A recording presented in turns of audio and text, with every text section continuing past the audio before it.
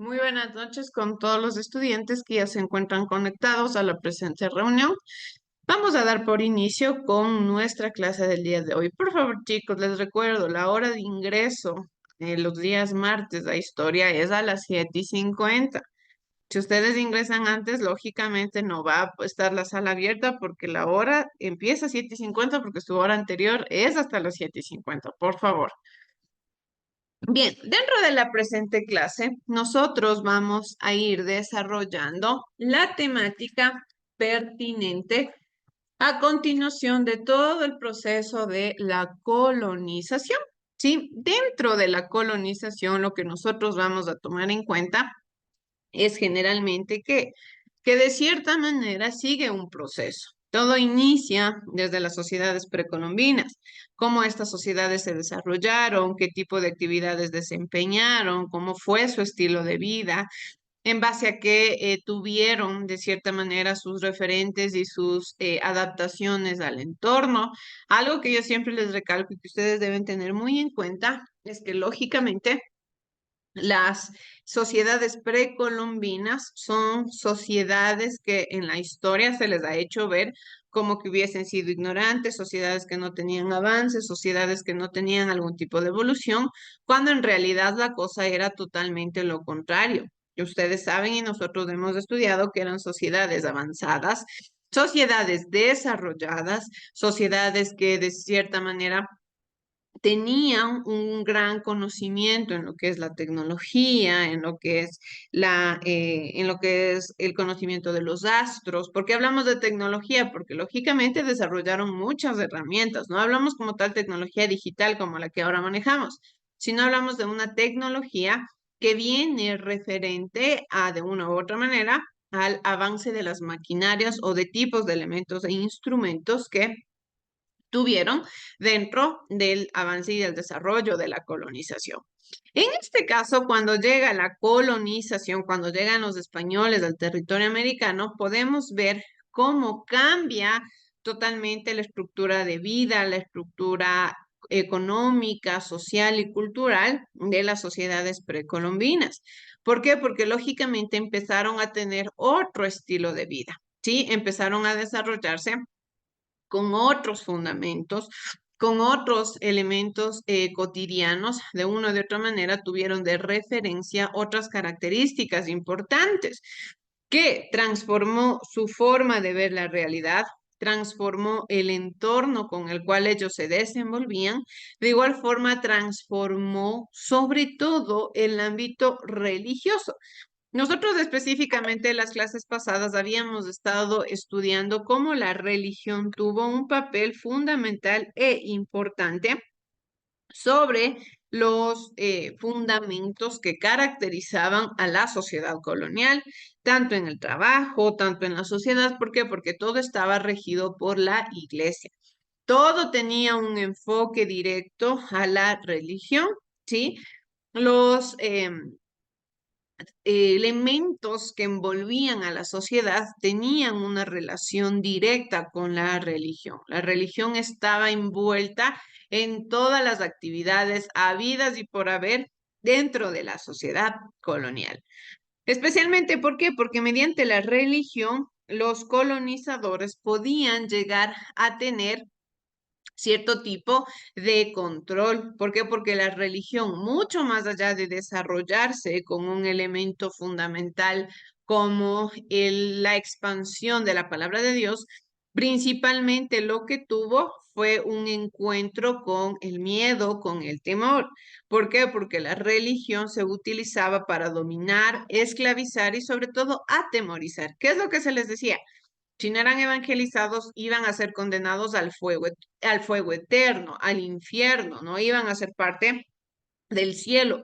Ellos generalmente en todos los conocimientos que fueron proliferando, lo que inculcaban continuamente era el manejo y el conocimiento de una u otra manera de estas actividades, el conocimiento de todos los elementos que engloban al desarrollo social, de todos los elementos con los cuales ellos tenían un referente. ¿Qué es lo que hacemos? Nosotros sabemos que nuestra sociedad en la actualidad es laica.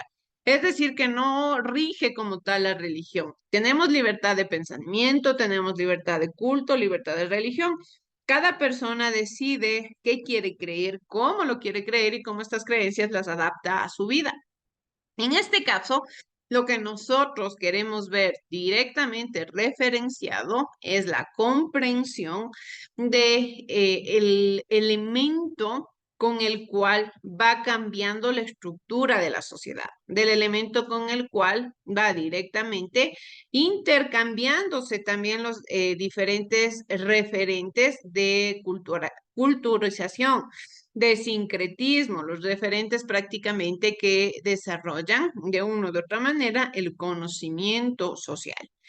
Es así que también con la llegada de la colonización, la implantación de una nueva religión, la implantación del miedo, llega otro fundamento a la sociedad colonial que es la estratificación. ¿Qué quiere decir una estratificación? De una u otra manera. Incluso esto nosotros lo hemos visto ya en la asignatura de emprendimiento. Habla sobre la división de la sociedad. Habla sobre una pirámide como tal, porque así es como le conocemos a la estratificación social de un espacio. En este caso es dividir a la sociedad en estamentos. ¿Por parte de qué? De un régimen, puede ser social, puede ser cultural o económico, o incluso también existen sociedades en las cuales la estratificación se da mediante las castas. ¿Qué quiere decir? Mediante el color de piel, que por nacimiento una persona ya está directamente encaminada a desempeñarse en un solo lugar. Por otro lado, cuando nosotros hablamos de conocimiento, de desarrollo, de culturización, prácticamente lo que debemos comprender es que la sociedad, específicamente dentro de la colonia, tuvo un gran cambio. Sí, tuvo una gran transformación y manejó durante muchísimos años e incluso hasta la actualidad una división social con la que nosotros nos desenvolvemos incluso en nuestros días, en nuestra actualidad. De cierta manera, para iniciar con nuestra clase, lo que nosotros debemos comprender es a qué se refiere la estratificación social en la colonia, a qué se refiere la división social. ¿Qué quiere decir división? ¿Qué quiere decir estratificación? ¿Por qué existe como tal este tipo de referente dentro de nuestros días también en la actualidad? Y de una u otra manera es en la época colonial en donde parte toda esta iniciativa, en donde parte todo este tipo de conocimientos, de actividades que refieren al desarrollo social, al desarrollo cultural, al desarrollo étnico, al desarrollo también tradicional. Principalmente lo que nosotros vamos a comprender es que se debe conceptualizar de una u otra manera los términos casta, clase y estamento. Casta se refiere al color de piel, al tipo de etnia con el que yo nazco. Clase es, de cierta manera, el tipo cultural que yo tengo, es decir, con qué contexto geográfico me desenvuelvo generalmente. Y estamento, que es el espacio que yo ocupo dentro de la sociedad, con el fin de comprender los procesos de lucha y movilidad social, así como también su impacto en la sociedad actual. Todo lo que nosotros estudiamos dentro de historia está encaminado a conocer el impacto que tiene en nuestra sociedad actual. ¿Por qué? Porque somos producto de este desarrollo, somos producto de este avance cultural, de este arraigo que ha tenido todos los movimientos coloniales prácticamente para poder desempeñar una actividad racional en nuestros días, ¿sí? Yo conozco de cierta manera cómo me manejo, cómo se desenvuelve mi sociedad, cómo se desenvuelve mi entorno, gracias al avance de la historia, gracias a saber cómo se estructuró la sociedad antigua y por qué es que actualmente nosotros somos producto de ello. De igual manera, debemos analizar y discutir el origen, desarrollo y propuestas de los grandes movimientos de liberación de los siglos XVIII, XIX y XX en América Latina. Por otro lado, lo que también se busca es destacar el papel de sus líderes y protagonistas colectivos, así como también la vigencia o caducidad de sus ideales originarios. ¿Sí? Eso es a lo que nosotros vamos a llegar, eso es lo que nosotros vamos a tomar en cuenta y con lo que nosotros vamos directamente a desempeñar dentro de nuestra actividad cotidiana, dentro de los elementos tradicionales, dentro de todo el entorno que nosotros vamos a tener y de lo que nosotros vamos a caracterizar en los conocimientos de la colonización. Pero para ello quiero que por favor veamos el siguiente video que nos habla sobre qué es una clase social, por qué existe dentro de nuestra sociedad este tipo de clasificación. Sí, vamos a ver, chicos, por favor. Las clases sociales no existen, existen los individuos. Hoy, en la paradoja liberal, las clases sociales. Lo primero que hemos de señalar es que las clases sociales son un concepto sociológico, es decir, son un constructo con los que podemos analizar la forma en la que se relacionan entre sí y de manera jerárquica los grupos de personas que comparten las mismas características sociales y económicas más allá de las decisiones individuales que toman las personas que forman estos grupos. Sin el concepto de clases sociales, ya sea desde una visión marxista a una postura weberiana, es imposible entender cómo se estructura una sociedad, del mismo modo que no podemos analizar el funcionamiento de la fauna de un lugar centrándonos en el comportamiento de nuestro propio perro. ¡Pero es que es un perro hablador! En las sociedades propias del antiguo régimen, ya sea la sociedad de castas o la estamental, tu posición social venía dada por tu lugar de nacimiento dentro de un estamento concreto, ya fuese noble o plebeyo, del que era prácticamente imposible escapar y pasar de un estamento a otro. Soy vuestro rey. Pues yo no os he votado. A los reyes no se les vota. Frente a esto, las sociedades modernas se organizan en torno a criterios económicos, ya sea por sus capacidades productivas, como abogaría Marx, de esta manera tendríamos capitalistas y proletariado, ya sea por sus capacidades de consumo, como abogaría Weber, en la que distinguiríamos clase alta, media y baja, ya sea por su posición en la estructura burocrática, etc. Muy bien, jovencitos, muy bien. Demostradles vosotros que la propiedad es sagrada, la propiedad es inviolable. Según Marx, las sociedades capitalistas se organizarían en torno al rol económico que desempeñan sus ciudadanos. De esta manera, distinguiríamos dos grandes clases, los capitalistas, que poseían los medios de producción, y el proletariado, que trabajaba estos medios de producción, al haber sido expropiado de sus medios tradicionales de subsistencia. Si queréis saber más, podéis ver el vídeo sobre la apropiación original. Estas clases no podrían existir la una sin la otra, es decir, no existirían los capitalistas si nadie trabaja para ellos, del mismo modo que no habría trabajadores asalariados si estos poseyesen los medios de producción. Aunque estos eran los grandes grupos que conformarían las sociedades capitalistas, Marx también admitiría una serie de clases intermedias, como podría ser la pequeña burguesía, que englobaría los mercaderes y pequeños propietarios, así como el lumpenproletariado, individuos que no tenían ni medios de producción, ni fuerza de trabajo, ni conciencia de clase. Ya no lucho por otra causa más que por la mía propia. La mía es la única que me interesa ahora. Del mismo modo, los intereses de estas clases resultaban antagónicos. Lo que beneficiaba a unos perjudicaba a los otros. Por ejemplo, una subida de los salarios sería beneficiosa para los proletarios, pero perjudicial para los capitalistas, que verían reducidos sus beneficios. Estas fricciones entre clases desembocaban en conflictos y pugnas por el poder. Esto es a lo que Marx denominaría lucha de clases, que es lo que haría evolucionar a las sociedades. O dicho en sus propias palabras, la historia de todas las sociedades que han existido hasta nuestros días es la historia de la lucha de clases.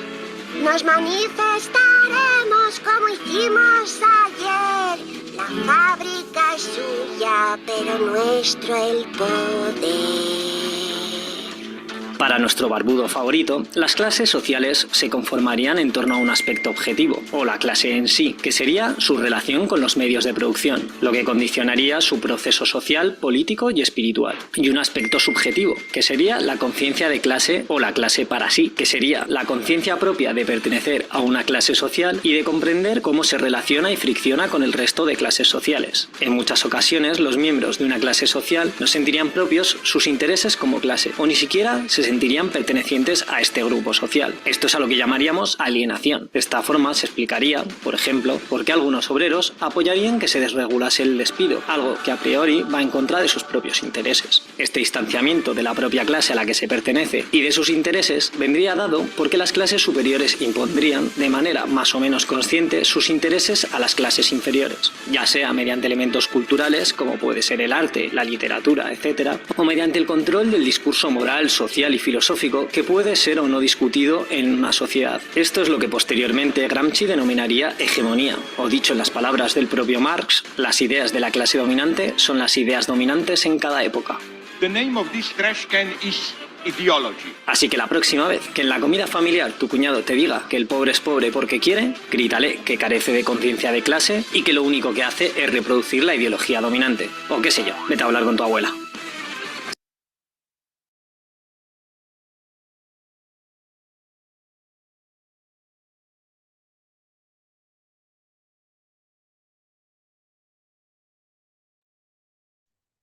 Bien, entonces nosotros podemos identificar directamente cómo es que en el transcurso de la historia se ha ido creando los diferentes estamentos y las diferentes clases sociales. Si existe una clase social es porque siempre hay una persona poderosa, siempre hay una persona que domina y hay otra que trabaja, tal y cual nos decía el video. Si no hay una persona que trabaje, por ende no va a haber una persona que tenga más. Y ahí viene la lucha constante de poderes, pero esto ya como resultado de muchos años de esclavización, porque en sus inicios, lógicamente, el más poderoso era el que se consideraba como una persona más supuestamente de color de piel más blanca, con más poder económico, con más poder político y ya por lógica, incluso por inercia, el resto de personas de la sociedad se autodenominaban como parte, como ya parte de la inferioridad de la estructura social. O sea, ya no esperaban que quizá podían obtener algún tipo de beneficio o de privilegio, que en este caso, para muchas de estas sociedades era considerado un privilegio, cosas que nosotros ahora sabemos que son derechos, ¿sí? Es así que ustedes aquí tienen, por ejemplo, una imagen que nos identifica como la persona que se encuentra aquí en la parte alta se supone simplemente por cómo se le ve que tiene dinero, que tiene poder. La otra persona, las personas que se encuentran aquí, personas trabajadoras que tampoco tienen mayores cosas, pero sí pueden tener un estilo de vida estable. Y por último, las personas que se encuentran en lo más bajo, las personas que menos tienen. Y si ustedes pueden identificar entre los tres elementos, entre las tres imágenes, pueden ver sobre todo la gran diferencia que existe entre la primera pareja y la tercera, sobre todo en su color de piel. ¿Por qué? Porque lamentablemente así es nuestra sociedad. Nuestra sociedad se considera que porque prácticamente una persona tiene un color de piel claro, el pelo claro, ya tiene por lógica dinero, tiene por lógica poder. Y una persona que tiene el color de piel más oscuro, tiene color de cabello oscuro, tiene menos dinero o tiene menos poder. ¿Por qué? Porque así nos hemos desarrollado. Así hemos crecido con los conocimientos que han caracterizado sobre todo a nuestra estructura. Es así que las actividades económica, educativa y artística en la colonia, que las hemos estudiado hasta ahora, tuvieron como finalidad el dominio de un grupo social sobre los demás. Sí, eso es a lo que nosotros llegamos, el dominio de un grupo social sobre los demás. Cada grupo tenía sus prohibiciones y sus limitaciones, sí, prácticamente. De cierta manera, las personas tenían algún tipo de privilegios y las otras no podían acceder a estos privilegios. Sí, por ejemplo, nos dice, unos tenían prohibiciones y sus limitaciones. Lógicamente, estos reglamentos no regían para el dominio español o en caso ascendencia también española. Los españoles eran los más poderosos en la sociedad, en la estratificación social. Eran los que más acceso a privilegios tenían, incluso a educación, salud de calidad, elementos de primera necesidad de buena calidad, que prácticamente ahora, como les digo, nosotros sabemos que es un derecho que tienen las personas. pero lamentablemente tuvo que haber existido un límite de tiempo, un espacio histórico en el cual todas estas personas tuvieron que haber pasado quizá un problema o tuvieron que ser esclavizados para poder comprender cómo se desempeñan estas actividades, para poder comprender sobre todo cómo pueden entenderse sus elementos. Pero también, ¿cómo estaba estratificada la sociedad colonial? ¿Había clases sociales, castas o estamentos? Antes de responder esta pregunta debemos conocer algunos conceptos. Primero vamos a identificar qué es una casta.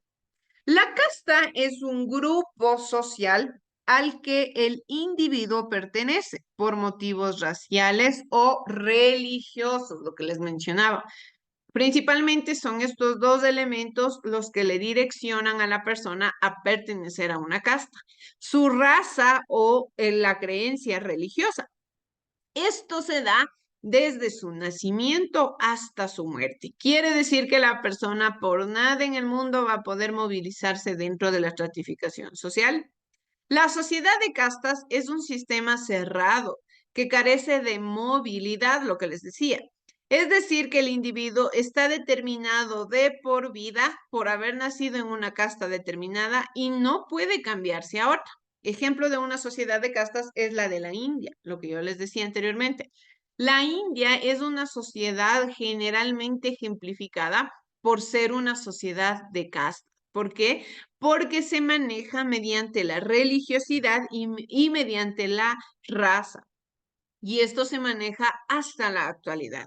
Nosotros sabemos que ya actualmente para muchas y la mayoría de las sociedades entendemos que el color de piel no es un elemento condicionante para yo poder pertenecer a un grupo, para yo poder acceder a un trabajo, para yo poder tener quizá algún tipo de actividad a desempeñar. No, lo que nosotros debemos tomar directamente en cuenta es que la casta no es un determinante ni la raza para cumplir cierto tipo de actividades en la sociedad.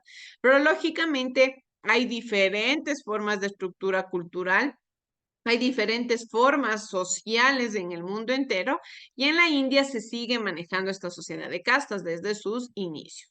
Por otro lado, también debemos comprender qué es una estratificación social. Nos dice que da cuenta de la desigual ubicación de grupos dentro de una sociedad, así como de los individuos que están dentro de cada grupo.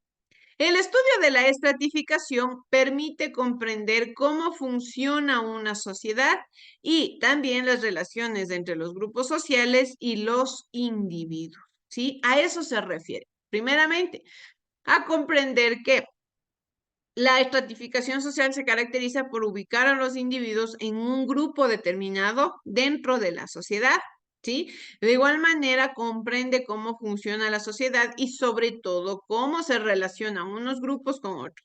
No quiere decir que cada grupo social o cada estratificación es alejada una de la otra, no. ¿Por qué? Porque para que funcione la estratificación social más alta tiene que haber un trabajo y tiene que haber una actividad realizada por la estratificación social más baja. En este caso, un estrato es un conjunto de individuos que comparten una misma posición social y que reciben los mismos beneficios o perjuicios por su inclusión al estrato o al que pertenece, así como también en su defecto por su exclusión respecto a los demás estratos, ¿sí? Principalmente, ¿qué quiere decir entonces? Estratificación social, el conjunto de grupos de individuos de estratos sociales. El estrato ya es el conjunto de individuos que comparten una misma posición social. Es decir, que todos los integrantes de un estrato son las personas que pueden tener privilegios o a su vez las que tienen cierto tipo de exclusiones de las actividades cotidianas y de las actividades relevantes dentro de la cotidianeidad y dentro del proceso social, ¿sí? Por otro lado, también nos dice qué es un estamento. Un estamento, al igual que las castas, los estamentos son grupos cerrados a los que se accede fundamentalmente por nacimiento. Solamente que aquí existe una diferencia de que la pertenencia está determinada. no por condiciones raciales o religiosas, sino por razones socioeconómicas, políticas, culturales y profesionales. Aunque en este caso un estamento, perdón, puede llegar a ofrecer poca movilidad social, ¿sí? Se puede pasar de un grupo a otro a través de méritos o a su vez compra de títulos nobiliarios. Ejemplo de este tipo de sociedad es el régimen absolutista europeo. Quiere decir que generalmente hay personas que compran títulos que les caractericen o que les den la autoridad de tener algún tipo de estamento, de tener algún tipo de importancia dentro de la sociedad, y esto les permite poder movilizarse dentro de los estamentos. Pero lógicamente esto suele ser muy complicado de realizar. No podemos esperar que esto se considere como algo cotidiano. Es bastante complicado que esto se pueda llegar a considerar, pero de una u otra manera se lo hace. Y por último tenemos lo que es una clase social. La sociedad de clases es el tipo de estratificación en que la pertenencia a un grupo está determinada por criterios netamente económicos. Esto es según la cantidad de propiedades o a su vez el poder adquisitivo que tenga una persona. Propio de la sociedad industrial moderna, el sistema de clases ofrece una mayor movilidad que los estamentos y que las castas, aunque la herencia suele ser un mecanismo que garantiza la permanencia de familias y grupos dentro de las clases de los privilegiados. No obstante, al menos de forma legal, todos los individuos tienen la posibilidad de ascender socialmente. ¿Qué quiere decir? Nosotros tenemos aquí un ejemplo de 3 tipos de divisiones dentro de la sociedad. Lo que son las castas, que están encaminadas a que una persona pertenece a un grupo en específico por parte de qué? De la religión o de la raza. Por otro lado, los estamentos, que vienen dentro de todo el espacio cultural, social, económico, político, pero generalmente puede llegar, ahí dentro de las castas no existe movilidad, es decir, una persona no puede cambiarse de estratificación, se mantiene en el grupo en el que nació. Por otro lado, los estamentos tienen principalmente sus estratificaciones que se caracterizan por manejarse especialmente dentro del poder profesional. Más que nada lo quieren hacer ver como un poder de conocimientos, como las personas inteligentes o personas poderosas dentro de una sociedad. En este caso, dentro de este tipo de estratificaciones puede existir una pequeña movilidad, pero no al 100%, quizás, no en su totalidad. Por otro lado, las clases sociales que generalmente están denominadas por el dinero. Y aquí sí, lógicamente la persona puede moverse a su gusto. Si una persona logra tener un poder económico, un poder adquisitivo bueno, tranquilamente puede movilizarse a una clase social alta. ¿Sí? Y esto no es que alguien le va a dar el título o que alguien le va a dar cierto tipo de permanencia dentro de la clase social. No, la persona por naturaleza va a saber identificar cuándo pertenece y cómo puede llegar a pertenecer a este tipo de clases sociales. ¿A qué se refiere casta, estamento y clase social? Nos dice que la movilidad social es la capacidad de un individuo de cambiar sus condiciones socioeconómicas, bien sea dentro de su propio grupo, como se le conoce como movilidad horizontal, como para desplazarse hacia otro, la movilidad vertical. De la posibilidad de movilidad que ofrece una sociedad depende la clasificación de los grupos por castas de estamentos o a su vez clases sociales. Pero para ello nosotros ya comprendemos, ¿sí? Que ya se nos ha dado las 3 conceptualizaciones importantes, de las cuales sabemos que en la casta no existe movilidad. En los estamentos existe una movilidad, pero bastante rigurosa. Sí, es muy complicado tener una movilidad. Y en una clase social que la movilidad es libre, solamente depende del poder adquisitivo, del poder económico que tenga una persona. Pero para ello nosotros ya tenemos un conocimiento bastante acertado de que generalmente para nuestra actualidad el tipo de estratificación social que existe principalmente se encarga o se caracteriza o se asemeja hacer a la clase social. Especialmente hablando de nuestra cultura, de nuestro entorno, sabemos que tenemos clases sociales, la clase alta, la clase media y la clase baja. Hay personas que se consideran de la clase alta, otras de la clase media, otras de la clase baja, pero prácticamente no es que nadie va o no es que existe como tal una persona que a mí me diga a qué clase social debo pertenecer. Soy yo quien con el trabajo, con las actividades que cotidianamente voy desempeñando, me estructuro dentro de un tipo de grupo, dentro de un grupo de estratificación. El sistema de estratificación social durante la colonia fue mixto, pues se puede entender desde los conceptos de estamento y casta. Por otra parte, en la colonia se denominó castas especialmente a los grupos surgidos del mestizaje, quienes por esa misma condición ocupaban los lugares más desfavorecidos dentro de la sociedad. ¿Sí? Principalmente entonces, ¿cuál fue la estructura o la estratificación social que se desempeñó dentro de la colonia? Fue mediante mediante las castas. ¿Cómo fue la estructura social dentro de la colonia? Aquí tenemos una explicación. Se desempeñó en estamentos. El primer estamento se caracterizó por ser blancos de españoles que detentaban el poder político, como virreyes, capitanes, generales, dentro de lo judicial como oidores y magistrados, y dentro de lo religioso como obispos y los arzobispos. ¿Qué pueden identificar aquí ustedes? Igual vamos viendo cómo todas las temáticas van teniendo una relación. Nuevamente vemos a los religiosos teniendo un papel importante dentro de la sociedad. A los religiosos teniendo un tipo de poder y un tipo de protagonismo bastante fuerte. Y lógicamente, ¿qué sucede? Se encuentran en el primer estamento, se encuentran dentro de la clase más poderosa. Entonces, sigue manteniéndose prácticamente la importancia y el poder de la iglesia dentro de la sociedad. De igual manera se encontraban los nobles indígenas y caciques cuyos privilegios eran conservados para que sirvieran de cierta manera de intermediarios entre las autoridades reales y la masa indígena. Esto vimos incluso en el tipo de sistemas económicos que se desarrollaron en la colonia. Pudimos identificar cómo los colonizadores, los blancos prácticamente, necesitaron de indígenas con poder que sirvan como intermediarios entre el rey y entre el grupo, entre la masa indígena. Entonces, lógicamente, este tipo de indígenas poderosos también tenían un rol importante y también tenían cierto tipo de protagonismo en el primer estamento.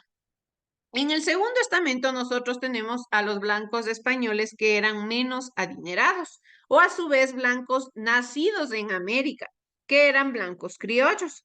Estos ejercían profesiones liberales, eran comerciantes o a su vez funcionarios de menor rango en los cabildos.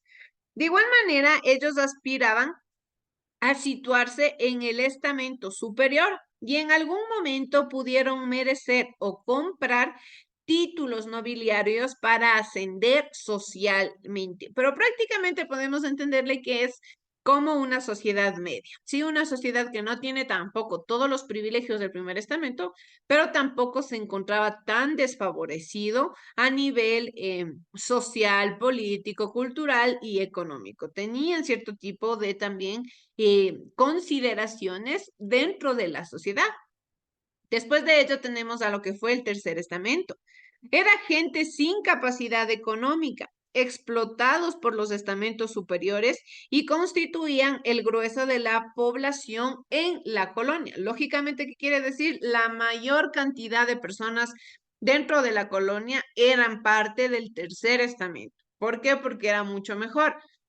En el tercer estamento estaba la gente que trabajaba, como veíamos en el video. Si es que había más gente poderosa, lógicamente no había gente que trabaje y por ende no iba a existir poder adquisitivo para para los grandes poderes. Entonces, lógicamente, Los que se encontraban en el estamento tercero eran los que tenían que trabajar y debía ser la mayor cantidad de gente para poder beneficiar mucho más a la corona. En este estamento había un orden jerárquico también de castas. Dentro del tercer estamento se encontraban nuevamente una pequeña jerarquización. Estaban los españoles pobres, masas indígenas, mestizos, que era mezcla de blanco con indígena, los mulatos, que eran nacidos de la unión de blanco con el negro, los zambos, que eran el resultado de la unión del indio con el negro, que esta mezcla estaba prohibida por ser causa de encano y daño al reino. Las castas surgidas de la mezcla entre los anteriores y por último los negros. Sí, nosotros podemos identificar incluso durante todo este desarrollo cultural cómo los negros fueron vulnerados, fueron el grupo social más esclavizado, con totalmente excluidos de los derechos porque eran netamente utilizados para el trabajo. Entonces fueron de una o de otra manera el grupo social más afectado en todos los estamentos, en todos los espacios y de cierta manera en todas las culturas, no solamente de América, sino a nivel mundial, porque eran prácticamente considerados 100% esclavos. Para ir terminando con nuestra clase, vamos por favor a ver nuevamente el siguiente video que nos habla sobre la organización social dentro de la colonia. Vamos a ver, chicos, por favor.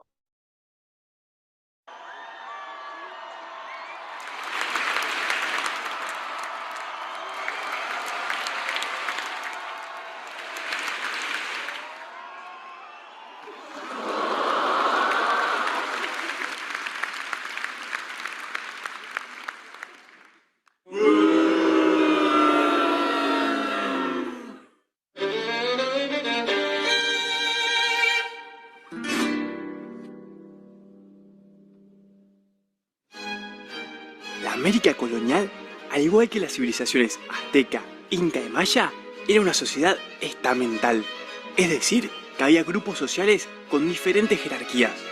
El origen de cada persona determinaba cómo uno era visto por los demás y los derechos que tenía. El sector dominante eran los considerados blancos. Este grupo estaba formado por los españoles nacidos en España, también conocidos como peninsulares, y los descendientes de españoles nacidos en América, a quien se los llamaba criollos. Los pertenecientes a este grupo eran los únicos que podían acceder a cargos políticos, es decir, que eran los que tomaban las decisiones y establecían las normas. También eran los que poseían las riquezas, ya que manejaban el comercio y la minería. Con el tiempo empezaron a acumular tierras, lo que les permitió desarrollar la agricultura y la ganadería. Aunque los criollos pertenecían a este grupo, no podían ocupar los cargos políticos más importantes, lo que generaba que haya una tensión entre ambos grupos. Los indígenas estaban por debajo de los españoles desde un punto de vista legal en la escala social.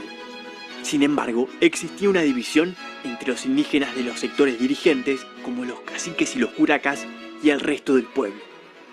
La mayor parte de la población indígena estaba sometida a distintas formas de explotación laboral. Al principio fueron utilizados como sirvientes, mineros y agricultores. Luego se implementó un sistema llamado encomienda, en el que los indígenas eran encomendados a un español y tenían que realizar todas las tareas que él les encomendaba. A cambio, el encomendero, es decir, el español, se comprometía a convertir a los indígenas al catolicismo. En los Andes surgió una forma de explotación particular denominada mita. ¿Les suena? La mita implicaba que grandes grupos aborígenes tuvieran que dejar su pueblo para ir a trabajar en diferentes actividades.